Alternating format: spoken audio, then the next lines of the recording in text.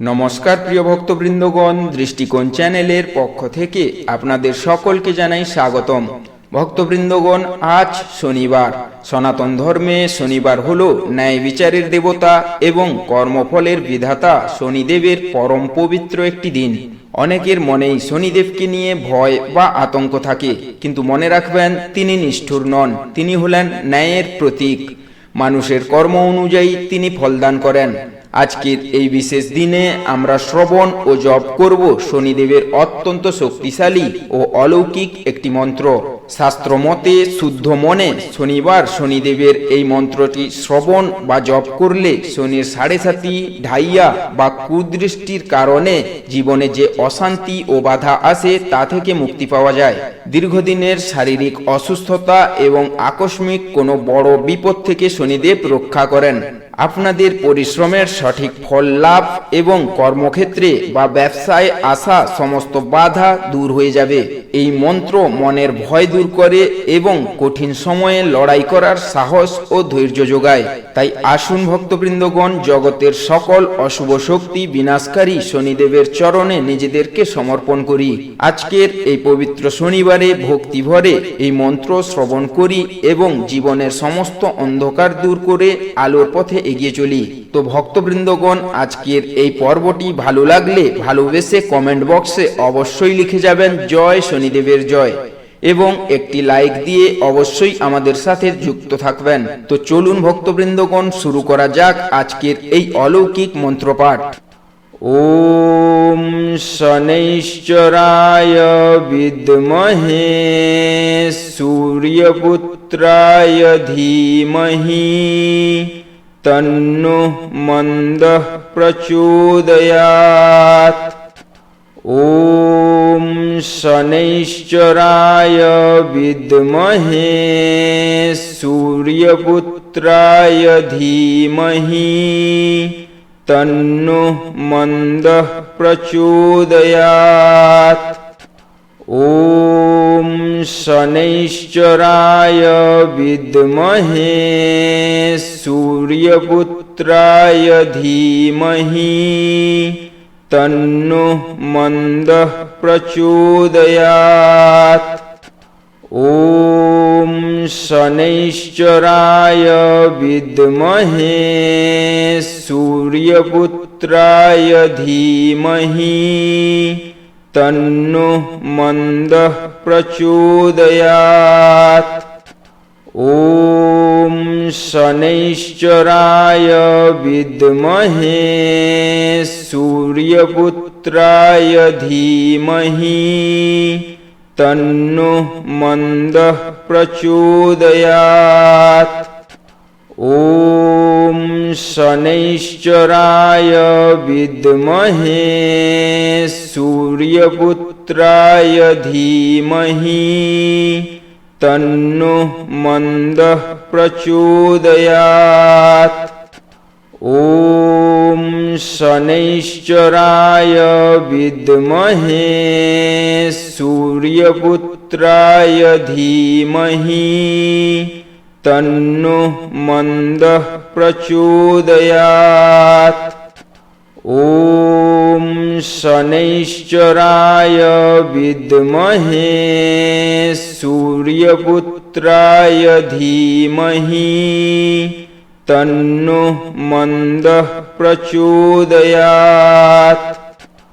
ওম শনৈশ্চরায় বিদ্মহে সূর্যপুত্রায় ধীমহি তন্নো মন্দঃ প্রচোদয়াৎ। ওম শনৈশ্চরায় বিদ্মহে সূর্যপুত্রায় ধীমহি তন্নো মন্দঃ প্রচোদয়াৎ। ওম শনৈশ্চরায় বিদ্মহে সূর্যপুত্রায় ধীমহি তন্নো মন্দঃ প্রচোদয়াৎ।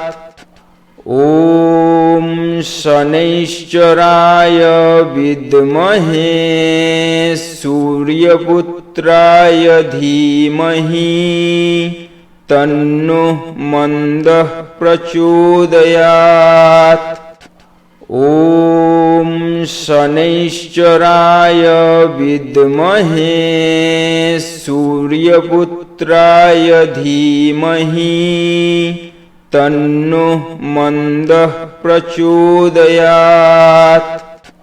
ॐ शनैश्चराय विद्महे सूर्यपुत्राय धीमहि तन्नो मन्दः प्रचोदयात्। ॐ शनैश्चराय विद्महे सूर्यपुत्राय धीमहि तन्नो मन्दः प्रचोदयात्। ॐ शनैश्चराय विद्महे सूर्यपुत्राय धीमहि तन्नो मन्दः प्रचोदयात्। ॐ शनैश्चराय विद्महे सूर्यपुत्राय धीमहि तन्नो मन्दः प्रचोदयात्। ॐ शनैश्चराय विद्महे सूर्यपुत्राय धीमहि तन्नो मन्दः प्रचोदयात्। ॐ शनैश्चराय विद्महे सूर्यपुत्राय धीमहि तन्नो मन्दः प्रचोदयात्। ॐ शनैश्चराय विद्महे सूर्यपुत्राय धीमहि तन्नो मन्दः प्रचोदयात्। ॐ शनैश्चराय विद्महे सूर्यपुत्राय धीमहि तन्नो मन्दः प्रचोदयात्। ॐ शनैश्चराय विद्महे सूर्यपुत्राय धीमहि तन्नो मन्दः प्रचोदयात्। ॐ शनैश्चराय विद्महे सूर्यपुत्राय धीमहि तन्नो मन्दः प्रचोदयात्। ॐ शनैश्चराय विद्महे सूर्यपुत्राय धीमहि तन्नो मन्दः प्रचोदयात्।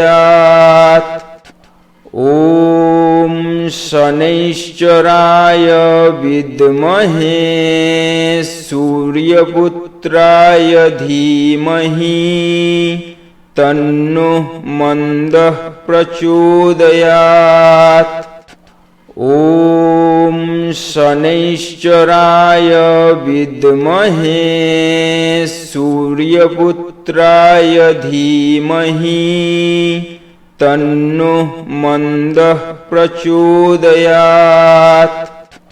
ॐ शनैश्चराय विद्महे सूर्यपुत्राय धीमहि तन्नो मन्दः प्रचोदयात्। ॐ शनैश्चराय विद्महे सूर्यपुत्राय धीमहि तन्नो मन्दः प्रचोदयात्।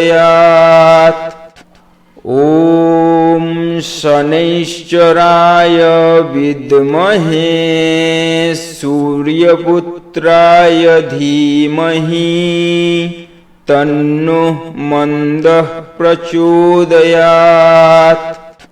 ॐ शनैश्चराय विद्महे सूर्यपुत्राय धीमहि तन्नो मन्दः प्रचोदयात्। ॐ शनैश्चराय विद्महे सूर्यपुत्राय धीमहि तन्नो मन्दः प्रचोदयात्। ॐ शनैश्चराय विद्महे सूर्यपुत्राय धीमहि तन्नो मन्दः प्रचोदयात्। ॐ शनैश्चराय विद्महे सूर्यपुत्राय धीमहि तन्नो मन्दः प्रचोदयात्। ॐ शनैश्चराय विद्महे सूर्यपुत्राय धीमहि तन्नो मन्दः प्रचोदयात्। ॐ शनैश्चराय विद्महे सूर्यपुत्राय धीमहि तन्नो मन्दः प्रचोदयात्। ॐ शनैश्चराय विद्महे सूर्यपुत्राय धीमहि तन्नो मन्दः प्रचोदयात्।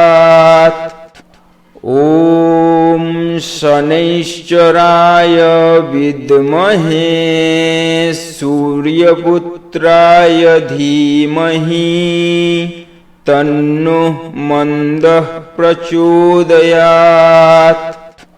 ॐ शनैश्चराय विद्महे सूर्यपुत्राय धीमहि तन्नो मन्दः प्रचोदयात्।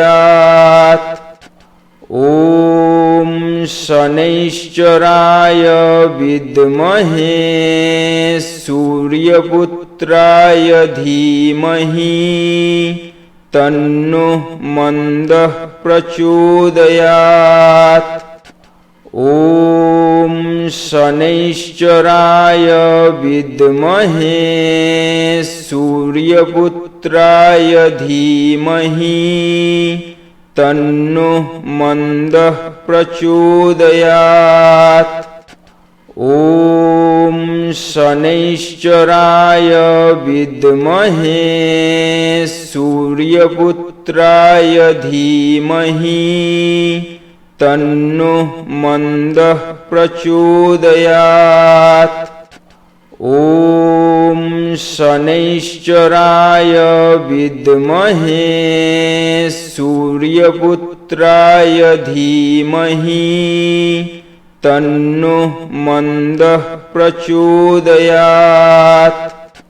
ॐ शनैश्चराय विद्महे सूर्यपुत्राय धीमहि तन्नो मन्दः प्रचोदयात्। ॐ शनैश्चराय विद्महे सूर्यपुत्राय धीमहि तन्नो मन्दः प्रचोदयात्। ॐ शनैश्चराय विद्महे सूर्यपुत्राय धीमहि तन्नो मन्दः प्रचोदयात्। ॐ शनैश्चराय विद्महे सूर्यपुत्राय सूर्यपुत्राय धीमहि तन्नो मन्दः प्रचोदयात्। ॐ शनैश्चराय विद्महे सूर्यपुत्राय धीमहि तन्नो मन्दः प्रचोदयात्। ॐ शनैश्चराय विद्महे सूर्यपुत्राय धीमहि तन्नो मन्दः प्रचोदयात्। ॐ शनैश्चराय विद्महे सूर्यपुत्राय धीमहि तन्नो मन्दः प्रचोदयात्। ॐ शनैश्चराय विद्महे सूर्यपुत्राय धीमहि तन्नो मन्दः प्रचोदयात्। ॐ शनैश्चराय विद्महे सूर्यपुत्राय धीमहि तन्नो मन्दः प्रचोदयात्। ॐ शनैश्चराय विद्महे सूर्यपुत्राय धीमहि तन्नो मन्दः प्रचोदयात्। ॐ शनैश्चराय विद्महे सूर्यपुत्राय धीमहि तन्नो मन्दः प्रचोदयात्। ॐ शनैश्चराय विद्महे सूर्यपुत्राय धीमहि तन्नो मन्दः प्रचोदयात्। ॐ शनैश्चराय विद्महे सूर्यपुत्राय धीमहि तन्नो मन्दः प्रचोदयात्। ॐ शनैश्चराय विद्महे सूर्यपुत्राय धीमहि तन्नो मन्दः प्रचोदयात्। ॐ शनैश्चराय विद्महे सूर्यपुत्राय धीमहि ॐ शनैश्चराय विद्महे सूर्यपुत्राय धीमहि तन्नो मन्दः प्रचोदयात्।